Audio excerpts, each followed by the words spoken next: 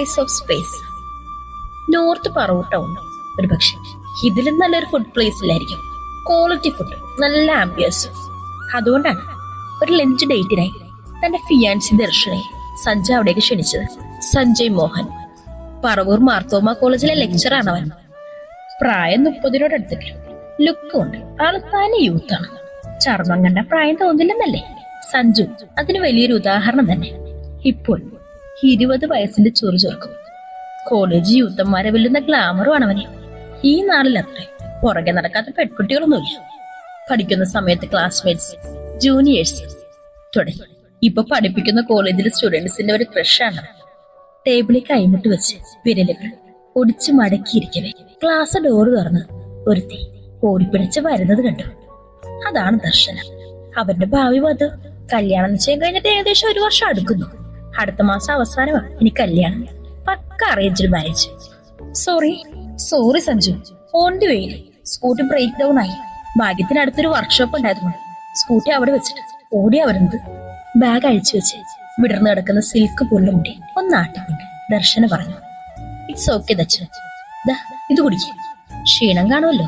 ടേബിളിലുണ്ടായിരുന്ന ഒരു ഗ്ലാസ് വെള്ളം അവൾക്ക് നേരെ പുഞ്ചിരിയോട് നീട്ടി അവൻ പറഞ്ഞു, എന്താ കഴിക്കാൻ പറയണ്ടേ? നീ വന്നിട്ട് ഓർഡർ ചെയ്യാന്നും കരുതി വെയിറ്റ് ചെയ്തിരിക്കുവായിരുന്നു ഞാൻ. സഞ്ജു മെനു കാർഡ് അവർക്ക് നേരെ നീട്ടി. ദർശന കാർഡെടുത്ത് സൂക്ഷ്മമായി വായിച്ചു നോക്കിയത്. അത് സഞ്ജു ചിരിയോട് നോക്കിയിരുന്നു. ഒട്ടൊരു നേരത്തിന് ശേഷം അവൾക്ക് മന്തി മതിയെന്ന് പറഞ്ഞു. കൂടെ ഷവായ ചിക്കനും ട്രൈ ചെയ്യാന്ന് പറഞ്ഞപ്പോൾ ഹാഫ് മന്തി, ഷവായ കൂടെ 2 ഫ്ലേവർ മൊജിറ്റോ ഓർഡർ ചെയ്തു. അത് കിട്ടിക്കഴിഞ്ഞു സഞ്ജു തന്നെ അവൾക്ക് വിളമ്പിയും കൊടുത്തു. പരസ്പരം ഓരോ കാര്യങ്ങളും വിശേഷങ്ങളും പങ്കുവെച്ചുകൊണ്ട് വെച്ചതെല്ലാം കഴിപ്പിച്ചു ഇരിക്കുമ്പോൾ 2 പേരും അവരവരുടെ ലോകത്ത് മാത്രമായി ഒതുങ്ങിപ്പോയിരുന്നു. ഒടുവിൽ ബില്ല് പേ ചെയ്ത് കൈകോർത്ത് പിടിച്ച് പുറത്തേക്ക് ഇറങ്ങി. ഉഫ്, എന്റെ വയറിപ്പോ പൊട്ട് സഞ്ജു. നടത്തത്തിനിടയിൽ തിന്ന് വീർത്തുപോയി വയറി കൈവച്ച് ദയനീയമായി ദർശന പറയുന്നത് കേട്ട് സഞ്ജുവിന് ചിരിയാ വന്നത്. ഇപ്പൊ ശരിക്കും ആ വയറും നിൽക്കും. ആ മുഖഭാവമൊക്കെ കണ്ട ഗർഭിണിയായ ഒരു പെണ്ണെ പോലെ ഉണ്ടായിരുന്നു അവളെ കാണാൻ. ഒന്നാമതൊരു തക്കുടുവാണ്. ഞാൻ ഡ്രോപ്പ് ചെയ്യാം ഓഫീസിലെ. വാ. ഓക്കെ. ദർശന സന്തോഷത്തോടെ അവന്റെ കൈ ചുറ്റിപ്പിടിച്ച് ബൈക്കിനടുത്തേക്ക് നടന്നു. ബൈക്ക് വളച്ച് മുന്നോട്ടേക്ക് എടുത്തപ്പോ ദർശന അവന് പിന്നിൽ കയറി. വയറിലൂടെ അവൾ വട്ടം പിടിച്ചു. സഞ്ജുവിന്റെ നെഞ്ചൊന്ന് വിറച്ചു. പിന്നെ ആ കൈകളിൽ കൈ കോർത്ത് വെച്ച് ബൈക്ക് മുന്നോട്ടേക്ക് എടുത്തു. ചേട്ടാ, ഈ പച്ച ലേസ് 2 എണ്ണം, പിന്നെ ഈ ചുവപ്പും 2 നീലയും വേണം. ഇതെന്തിനാടി എല്ലാം കൂടി വാങ്ങുന്നേ? ഈ അവർ ശ്രീജംസിന്റെ ക്ലാസ് ഉള്ളതല്ലേ? ക്യാൻറ്റീനിൽ ചെന്ന് അകത്തേക്ക് തലയിട്ട് കിടക്കുന്നവളെ നോക്കി രേവതി പറഞ്ഞു. തല പിന്നോട്ടേക്ക് വലിച്ച് ആമി 32 പല്ലും വെളിയിൽ കാണിച്ചു. അതുകൊണ്ട് തന്നെ ഇതൊക്കെ വാങ്ങണേ. ശ്രീജാമിസിന്റെ ക്ലാസ് സിനിമാ തിയേറ്ററും തമ്മിൽ വലിയ വ്യത്യാസമുണ്ടോ? അതും ശരിയാണ്. ആമി പറഞ്ഞതിനോട് രേവതി യോജിച്ചു. ക്യാൻറ്റീനിൽ നിന്ന് ക്ലാസ്സിലേക്ക് നടക്കുമ്പോഴേ ഒരു പാക്കറ്റ് ആദ്യമേ പൊട്ടിച്ച് ലേസ് പറഞ്ഞു തിന്നാനും ആമി മറന്നില്ല. വലിയ കോളേജ് ഈ മാർത്തോമ കോളേജ്. ഇന്റർലോക്കിട്ട കോമ്പൗണ്ട്, എന്നും വൃത്തിയോടെ കാത്തു സൂക്ഷിക്കുന്ന ക്യാമ്പസ് കെട്ടിടം. അവരുടെ ഡിപ്പാർട്ട്മെന്റിലേക്കുള്ള വരാന്തയിലേക്ക് കയറുമ്പോഴാണ് എതിരെ വരുന്ന സഞ്ജുവിനെ 2 ആളും കാണുന്നത്. ആമയൊന്ന് പരങ്ങി. അത് സഞ്ജു ശ്രദ്ധിക്കുകയും ചെയ്തു. അടുത്തെത്തിയപ്പോൾ അവർ 2നെ ഒന്ന് കൂർപ്പിച്ച് നോക്കാനും മറന്നില്ല.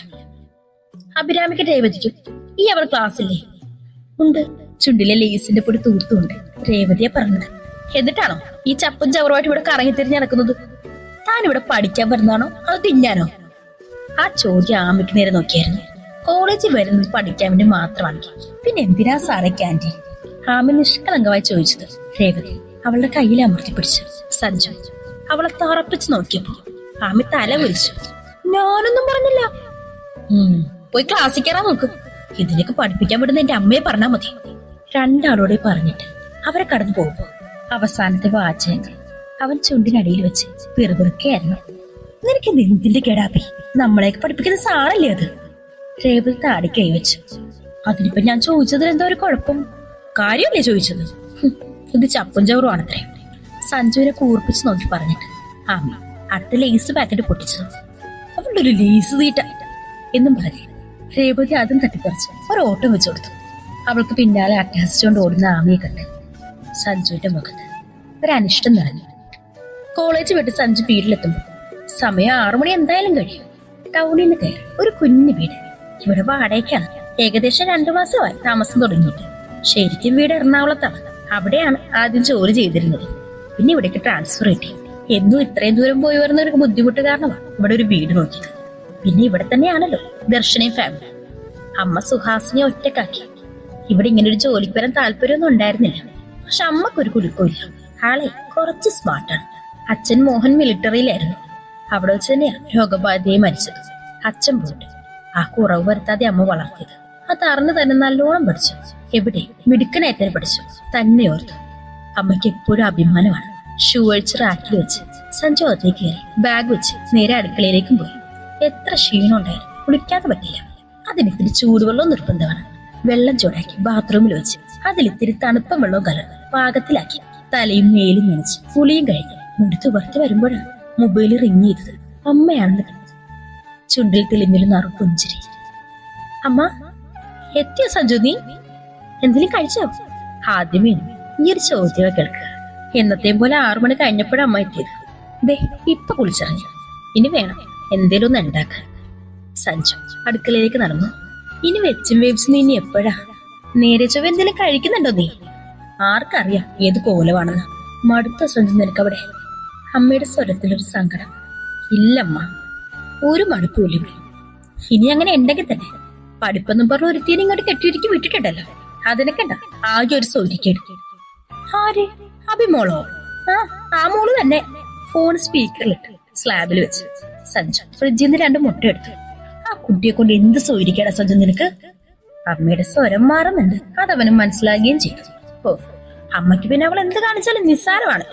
എല്ലാം സഹിക്കുന്നോ ഞാനല്ലേ? ഇങ്ങനെ ഒരു അടുക്കും ഒതുക്കൂല്ലാത്തൊരു പെണ്ണ് വീട്ടിൽ എങ്ങനെയോ ആയിക്കോട്ടെ. ഇത് കോളേജാണെന്നുള്ളൊരു ബോധം പോലും ഇല്ല പെണ്ണിനെ. ഏത് നേരത്തെ ഓളയിട്ട് നടക്കുക. ക്ലാസ്സിൽ ശ്രദ്ധിക്കാതെ ഇരിപ്പ്. ക്ലാസ്സിൽ കയറാതെ ഇങ്ങനെ കറങ്ങി നടക്കുക. ഒരു വക പഠിക്കവില്ല. എനിക്കത് ഇഷ്ടമില്ല പെണ്ണിനെ. സഞ്ജുവിനും മടുത്തുപോയി. നീ ആള് ഡീസന്റ് ആണെന്ന് വെച്ച് എല്ലാരും അങ്ങനെ ആവണമെന്നുണ്ടോ മോളെ? അവക്കൊരു 20 വയസ്സല്ലേ ഉള്ളൂ. ഈ പ്രായത്തിലുള്ള പിള്ളേരൊക്കെ ഇച്ചിരി ചില്ലക്കായിട്ട് നടക്കണം.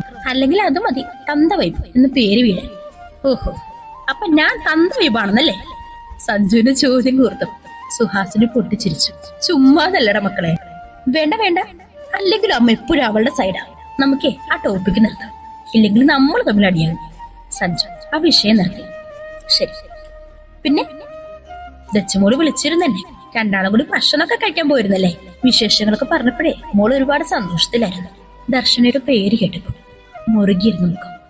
നന്നെ അയഞ്ഞു പോയിരുന്നവന്റെ ചുണ്ടിൽ പുഞ്ചിരി വിരിയിച്ചോണ്ട് സഞ്ജു പിന്നെ ദർശനയെ കുറിച്ച് വാചാലയായി. ഹബി, നീ ഉറങ്ങാൻ വരുന്നില്ലേ? ഉറങ്ങാൻ നേരമായിപ്പോ. കിടക്ക തട്ടി വിരിച്ചുകൊണ്ട് രേവതി ജനരോരം നിൽക്കുന്ന ആമിയെ നോക്കി പുറത്തേക്ക് നോക്കി നിൽക്കുകയാണ് അവള്. കയ്യിലൊരു കീപാഡ് ഫോണും ഉണ്ട്. കോളേജിലോട് ചേർന്നുള്ളൂ ഒരു ഗേൾസ് ഹോസ്റ്റലിലാണ് രേവതി ആമിയും. അവരെ കൂടാതെ മറ്റു 2 പെൺകുട്ടികളും കൂടി റൂമിലുണ്ട്. സിനിമയിലൊക്കെ കാണുമ്പോൾ പേടിക്കാൻ മാത്രം ഒന്നുമില്ല. ഇവിടെയുള്ള എല്ലാവരും ഫ്രണ്ട്ലിയാണ്. സീനിയേഴ്സ് അടക്കം. അബി, രേവതി ആമിയുടെ തോളി കൈവച്ചു. എന്തോ ആലോചനയിൽ നിന്നവൾ ഒന്ന് ഞെട്ടി. എന്താടി? ആമി അവളെ കൂർപ്പിച്ചു നോക്കി. നീ എന്താ വാന നിരീക്ഷണം നടത്തുവാണോ? കിടക്കാൻ വരുന്നില്ലേ? ആമി തല കുലുക്കി. നിന്റെ സീനിയമ്മയാണ് വിളിച്ചത്. മേലെ തട്ടിലേക്കുള്ള കട്ടിലേക്ക് കയറിയിരിക്കും. ആമിയെ നോക്കി താഴെ തട്ടിലിരുന്നോണ്ട് രേവതി ചോദിച്ചു. അതെ, ആ സഞ്ജു സാറേ എന്നെ നോക്കി ഓരോരോ പരാതികൾ പറഞ്ഞു അത്രേ. അതൊക്കെ നേരാണോന്ന് ചോദിക്കാൻ വിളിച്ചതാ. ആമി ചിരിച്ചു. എന്നിട്ട് നീ എന്ത് പറഞ്ഞു? ആണെന്ന് പറഞ്ഞു. അല്ലെന്ന് പറഞ്ഞു. സീനിയമ്മ വിശ്വസിക്കില്ല. പുള്ളിക്കാരിക്ക് എന്നെ നല്ലപോലെ അറിയാം. അല്ലെങ്കിൽ സഞ്ജയ് സാറിന് നല്ല വൈബല്ലേ. എന്നിട്ട് സാർ എന്തെങ്കിലും ഇൻട്രോവേർട്ടായി പോയത്? രേവതിക്കൊരു സംശയം. ആൾക്ക് അച്ഛന്റെ സ്വഭാവമാണെന്നാ സീനിയമ്മ പറയാറ്. മൂപ്പര് മിലിറ്ററിയിലായിരുന്നല്ലോ. അതിന്റെ കുറച്ച് കർശന സ്വഭാവമൊക്കെ സാറിനുണ്ട്. അതല്ലേ ഞാനുമായിട്ട് ഇണങ്ങി പോവാത്തത്. 5 മാസത്തോളമായി ഞാൻ ആ വീട്ടിൽ നിൽക്കാൻ തുടങ്ങിയിട്ട്. എന്നിട്ട് എന്തെങ്കിലും ഡൗട്ട് ചോദിക്കാൻ അത് പറഞ്ഞു തരാനല്ലാതെ ഞങ്ങൾ തമ്മിൽ നേരെ നോക്കാറുകൂടിയില്ല. എനിക്ക് ആളോട് മിണ്ടുന്നത് കുഴപ്പമൊന്നുമില്ല. എന്നാൽ ഒരു ചിന്ന ഭയം. ആമി ചിരിച്ചുകൊണ്ട് മലർന്നു കിടന്നു. രേവതി അവളുടെ സംസാരമൊക്കെ ശ്രമിച്ചുകൊണ്ട് താഴെ. പിന്നീട് പാതിരാവണമായിരുന്നു. ആവിയുടെ ചിലപ്പൊന്ന് അവസാനിപ്പിച്ചുകൊണ്ട് നല്ലൊരു ഉറക്കത്തിലേക്ക് വഴുതി വീഴാൻ. ഡെസ്കിന് മുകളിൽ കയറിയത് നിന്നുമായിട്ട് വിരലുകൾ കൊട്ടി താളവിട്ട് പാടുകയാണ് ക്ലാസ്സിലെ ആൺകുട്ടികൾ. ക്ലാസ്സിലെ മെയിൻ ഗായകനാണ് വിനീത്. വിനീതിന്റെ പാട്ടിലാണ് ഒരു കോളേജ് പരിപാടി ഇവിടെ ഉണ്ടാവാറില്ല. ഏത് ടൈപ്പും വഴക്കും. കയ്യിലൊരു ഗിറ്റാറും കൂടി കൊടുത്ത് പിന്നെ പറയാൻ വേണ്ട. സ്റ്റേജ് തകർത്തിട്ടേ ആളിറങ്ങും. വിനീതി, ഇനി ഒരു മെലഡി ആവാം. മറ്റൊരുത്ത് അവന്റെ തോളി തട്ടിയതു. അതുവരെ ഒച്ചപ്പാടും ബഹളവും നിറഞ്ഞ ക്ലാസ് നടന്നു. വിനീത് പാടേണ്ട പാട്ടൊന്ന് ആലോചിച്ചു. പിന്നെ തൊണ്ട ശരിയാക്കി. ആ പാട്ട് പാടി തുടങ്ങുവോളം വിനീതിന്റെ കണ്ണുകൾ അപ്പുറത്തെ ബാക്ക് ബെഞ്ചിലിരിക്കുന്ന ആമിയിലേക്ക് തന്നെയായിരുന്നു. രണ്ട് കവളും പൊത്തിപ്പിടിച്ച് അവളും അവന്റെ പാട്ടിൽ ലയിച്ചിരിക്കുന്നുണ്ട്. രേവതി ക്ലാസ്സിലെ മറ്റു പെൺകുട്ടികൾ ഉണ്ടെങ്കിലും ആ ഒരുവന്റെ മിഴികൾ മൊത്തം അവളെ മാത്രമേ കാണുന്നുണ്ടായിരുന്നുള്ളൂ. രേവതി രണ്ടുപേരെ മാറി മാറി നോക്കുന്നുണ്ട്. കൃത്യമായി അറിയില്ലെങ്കിലും വിനീതിന് ആമയൊരു നോട്ടമുണ്ട്. ക്ലാസ്സിലെ പലർക്കും തോന്നിയിട്ടുണ്ട്. പാടിക്കഴിഞ്ഞു വലിയൊരു ആരവത്തോടെ ക്ലാസ്സിലെ എല്ലാവരും കൈകൊട്ടി. ആമി വിനീതിനെ നോക്കി ഭംഗിയായി ചിരിച്ചു. അയ്യോ നീ സാറ് വരുന്നു. പെട്ടെന്നൊരു ക്ലാസ്സിലേക്ക് ഓടിക്കയറി. സഞ്ജു വരുന്നുണ്ടെന്ന് കണ്ടത് പിള്ളേരൊക്കെ ഓടാ ഓട്ടം. അതായത് സീറ്റിലേക്ക് കയറിയിരിക്കും. സഞ്ജു അവരുടെ ക്ലാസ് ടീച്ചർ. ആളിത്തിരി സ്ട്രിക്റ്റ് ആയതുകൊണ്ട് എല്ലാവർക്കും നല്ല പേടിയുണ്ട്. വന്നപ്പോൾ ക്ലാസ്സിലൊന്ന് കണ്ണുടിച്ചു. അവൻ രജിസ്റ്റർ ബുക്ക് കയ്യിലെടുത്തു. ഓരോരുത്തരുടെ പേര് വിളിക്കാൻ തുടങ്ങി. ക്ലാസ് സ്റ്റാർട്ട് ചെയ്ത് ആദ്യം 15 മിനിറ്റുള്ളിൽ വരുന്നവരെ ക്ലാസ്സിൽ കയറ്റും. അത് കഴിഞ്ഞാൽ കെട്ടോട്ടടിക്കും. അക്കൗണ്ടൻസി ക്ലാസ് ആയതുകൊണ്ട് മിക്കവർക്കും മടുപ്പില്ല. സഞ്ജുവിന്റെ ക്ലാസ് അത് ശ്രദ്ധിച്ച് കേട്ടിരിക്കാനും തോന്നും. ഓരോ ടോപ്പിക്കും 1-2 തവണ എടുത്തെടുത്ത് പറഞ്ഞു കൂടെ മനസ്സിലായെന്ന് ചോദിക്കുകയും ചെയ്യും. ഇല്ലെന്ന് പറഞ്ഞു വീണ്ടും വിശദീകരിക്കാനും മടിയില്ല. ആമയും ക്ലാസ് നല്ലപോലെ ശ്രദ്ധിച്ചിരിക്കുകയാണെങ്കിൽ ഉള്ളിൽ നല്ലൊരു അസ്വസ്ഥതയുണ്ട്. ഉറക്കം തൂക്കം കോട്ടവായൊക്കെ ഒപ്പം തന്നെ. അഭിരാമി പെട്ടെന്ന് സഞ്ജുവിന്റെ പിടി കേട്ടത് ഞെട്ടിപ്പടിച്ചോണ്ട് ആമി സീറ്റിൽ നിവർന്നെഴുന്നേറ്റു. ഈ പ്രോബ്ലം ക്ലിയർ ആയോ? ബോർഡിൽ സോൾവ് ചെയ്ത് വെച്ചിരിക്കുന്നു ടോപ്പിക്ക് ചൂണ്ടി സഞ്ജു ചോദിക്കവേ ആമി മനസ്സിലായെന്ന് തലയാട്ടെ. എങ്കിൽ വരും ഈ ടെക്സ്റ്റ് ബുക്കിലെ എക്സാക്ട് പ്രോബ്ലം ഒന്ന് സോൾവ് ചെയ്ത് കാണിക്കാം സഞ്ജു പറഞ്ഞു. ആമി രേവതി മിഴിച്ചു നോക്കി. രേവതി പെട്ടല്ലോ മോളെ എന്നൊരു ഭാവത്തോടെ തിരിച്ചവളെ ഒരാവേശത്തിൽ പറഞ്ഞു പോയതോ മനസ്സിലായി. ആമി ദയനീയമായി പുറത്തേക്ക് ഇറങ്ങി. മനക്കണക്കറിയോ അഭിരാമിക്ക്? വെറും കൈയോടെയുള്ള അവളുടെ വരവ് കണ്ട് ബോർഡും മാർക്കർ കയ്യിൽ കറക്കിക്കൊണ്ട് സഞ്ജയ് ചോദിച്ചു. അല്ല കയ്യിൽ കാൽക്കുലേറ്റർ ഒന്നും കാണാത്തോണ്ട് ചോദിച്ചതാണ്.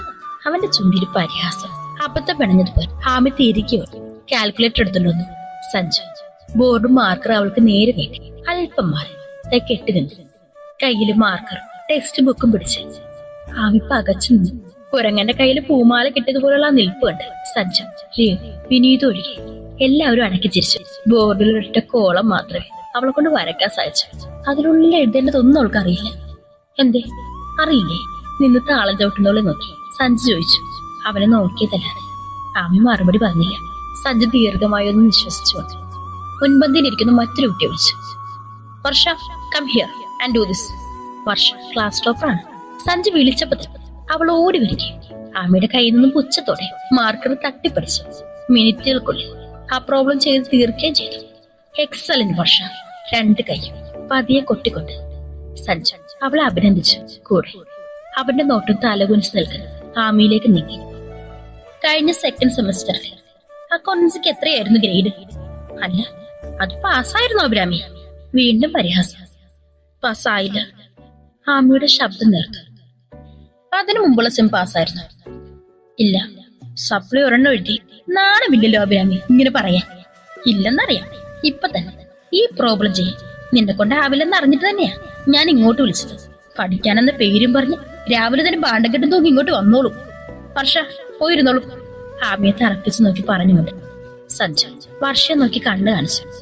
അപ്പോഴേക്കും ബെല്ലും മുഴങ്ങിയിരുന്നു. പുസ്തകങ്ങളും മറ്റോടെ സഞ്ജു പുറത്തേക്ക് പോയിട്ടു ആമി അവിടെ തന്നെ നിൽക്കുകയായിരുന്നു. അഭിരാമി രേവതിക്ക് മുന്നേ അവളുടെ അരിയിലേക്ക് വീട് ഓടിയെത്തി. ആമിയുടെ കണ്ണ് നിറഞ്ഞിരിക്കുന്നത് കണ്ട് അവനാകെ വല്ലാതായി. സാരമില്ലടോ, പഠിത്തത്തിന്റെ കാര്യത്തിൽ സാറ് കുറച്ച് സ്ട്രിക്റ്റ് ആണെന്നറിയില്ലേ? അവൻ പറഞ്ഞത് കേട്ട് ആമിക്ക് ശരിക്കും കരച്ചിലൂടെ. പഠിക്കാനിട്ടല്ലേ ഈ സബ്ജക്ട് എനിക്ക് മനസ്സിലാവാത്തോണ്ടവിന്. ആമി കർച്ചീഫ് കൊണ്ട് കണ്ണു തുറച്ചു. രേവതി അപ്പോഴേക്കുള്ള ചേർത്ത് പിടിച്ചു. പോട്ടെ കരയണ്ട, പഠിക്കാൻ ഞാൻ ഇനി തന്നെ ഹെൽപ്പ് ചെയ്യാം. പിന്നെ അരുമയായിട്ട് അവളെ നോക്കി. ആമിയുടെ കലങ്ങി കണ്ട് അവനെ തന്മയോടെ നോക്കി.